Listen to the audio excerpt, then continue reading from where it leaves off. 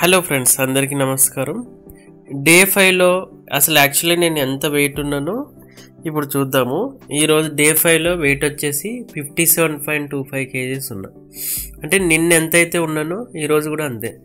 అంటే వెయిట్ పెరగలేదు, వెయిట్ తరగలేదు అనమాట.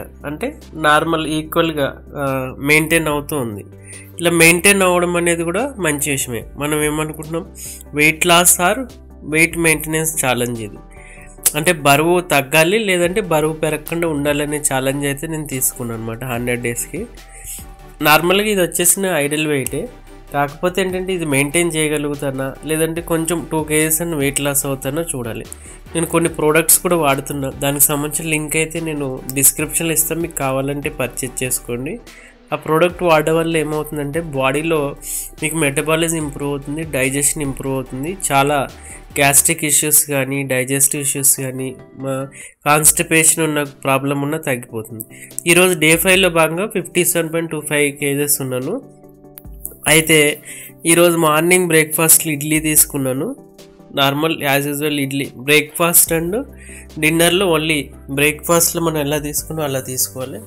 లంచ్ మన ఇష్టము, అది కూడా లంచ్లో కొంచెం ప్రోటీన్ కూడా చూసుకుని తీసుకోవాలి. ఏదేమైనా పోర్షన్ కంట్రోల్ చేసుకుంటే ఆటోమేటిక్గా మన గోల్ అనేది రీచ్ అయిపోతాం అనమాట. ఎప్పుడైనా సరే వెయిట్ లాస్ జర్నీ స్టార్ట్ చేసినప్పుడు ఏమవుతుందంటే ఇన్స్టెంట్గా మనం తగ్గం.